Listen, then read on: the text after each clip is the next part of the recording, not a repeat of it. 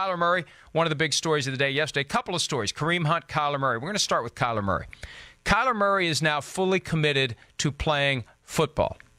So he says for now. So someone says for now. And I'm going to be cynical here. I like Kyler Murray and I wish him the best. But I'm not doing my job if I don't take a hard look at the things that are being said and done to try to get to the bottom of what's really happening. And I've been skeptical for a while now that Murray is going to try to play both sides of this, that he's going to try to keep a foot in each boat as he progresses through February, March, and April and makes a final decision about whether to play football after he sees who drafts him and how high he's drafted. But in order to get drafted as high as possible, you can't say that.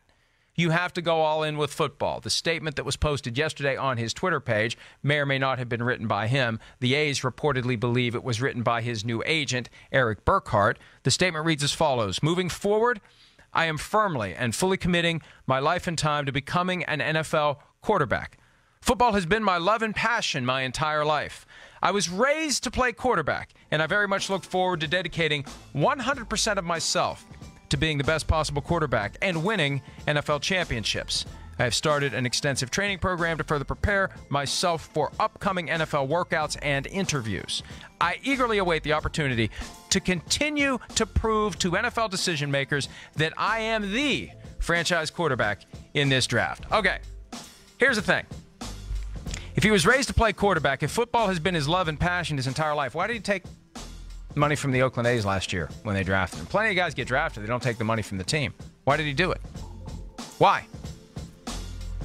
That's the first question I'm asking in Indianapolis in 2 weeks at the scouting combine.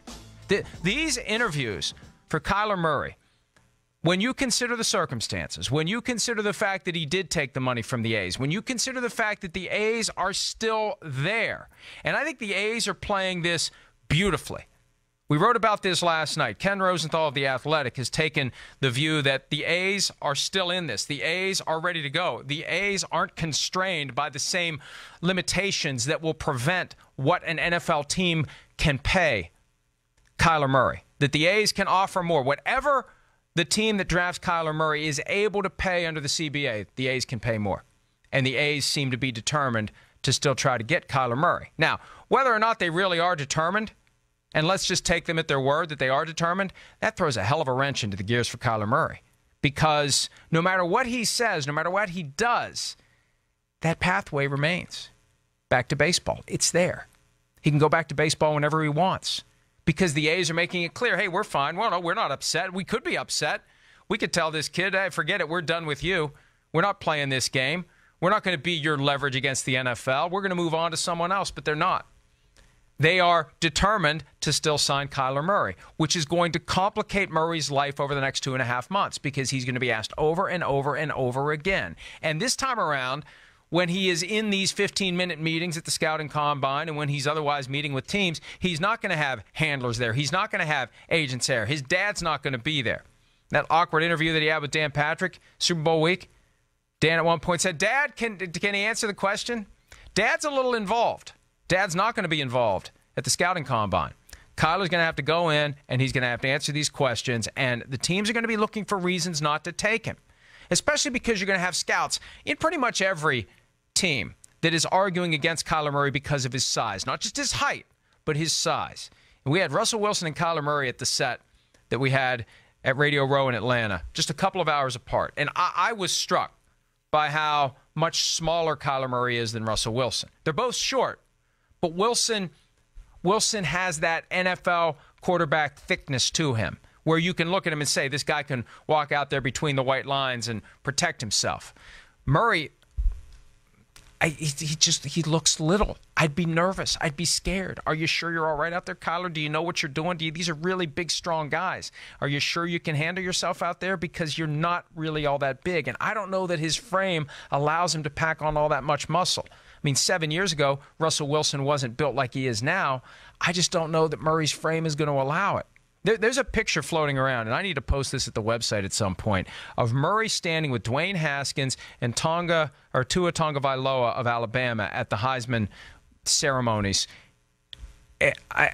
It's it's jaw-dropping how much smaller Murray is, especially than Haskins. And now Haskins and Murray are the two quarterbacks in the draft pool, the two of the names we're going to hear the most about going into late April. So, and these are issues that he is not going to be able to get away from, and he's going to be facing tough questions, tough scrutiny about his size, his stature, and whether or not he truly is committed to playing football.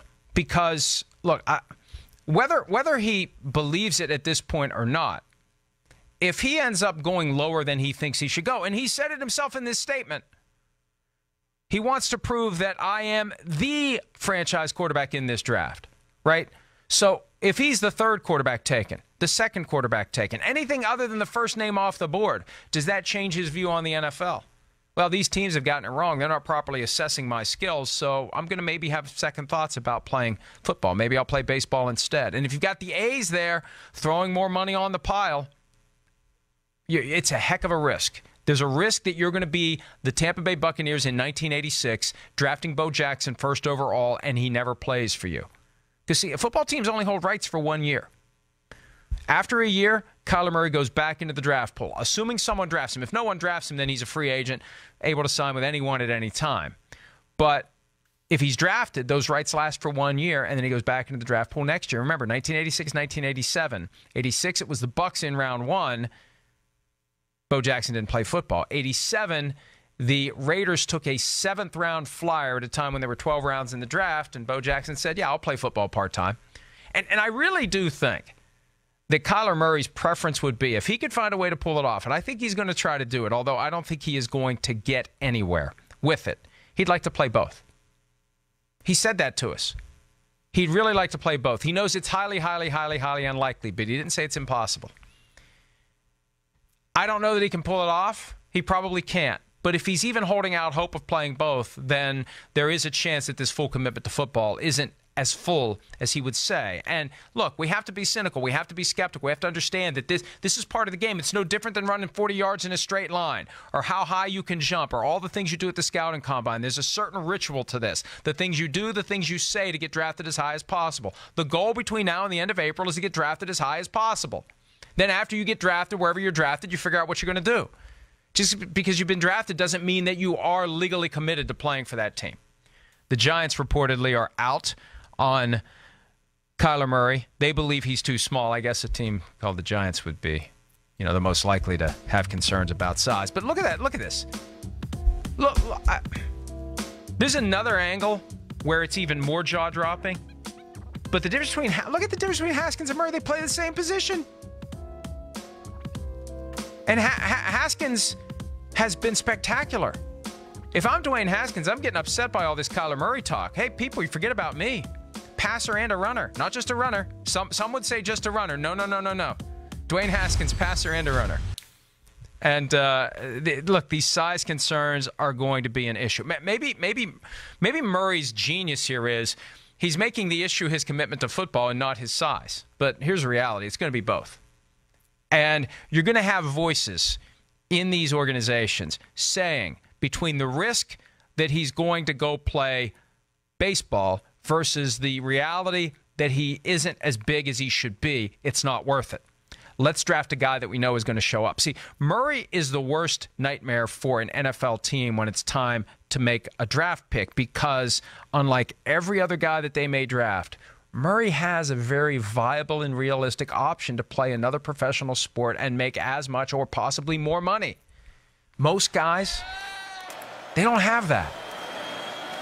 And the fact that you don't get that commitment at the time you draft a guy, that you then have to sign him to a contract, that could be the thing that scares some teams away. And we'll have plenty of time to talk about which teams may be seriously interested in Kyler Murray and this whole draft process. He'll have the pro day workout. He'll have the scouting combine. But those 3 days are already stressful enough for the guys who go to Indianapolis with all the poking and the prodding and the dehumanizing treatment. It's going to be even worse for Kyler Murray because I think that anyone who was paying attention to the Dan Patrick interview from a couple of weeks ago, they're going to be ready to really push this guy to see if he has what it takes to be an NFL quarterback from the standpoint of answering questions in a confident manner, carrying himself a certain way, making it clear that he really is all in with football, that he can be trusted in that regard, and that he's not going to eventually have a change of heart. And oh, by the way, one last point. I mentioned that Eric Burkhart is reportedly his agent. Burkhart also represents Cardinals coach Cliff Kingsbury, who has said that and this was months ago, that if he had the first pick in the NFL draft, he would take Kyler Murray. So that isn't going away anytime soon, even though the Cardinals have Josh Rosen under contract. They could end up having Rosen under contract and Kyler Murray's draft rights. And I do have a feeling that if Kyler Murray were the first overall pick in the draft, he's probably going to go ahead and sign an NFL contract. The question is, how many picks after number 1 will it take for him to start thinking, maybe I need to change my mind about my 100% commitment to football? Hi, I'm Mike Tirico, and thanks for watching. Make sure to hit subscribe for the latest news and highlights from NBC Sports.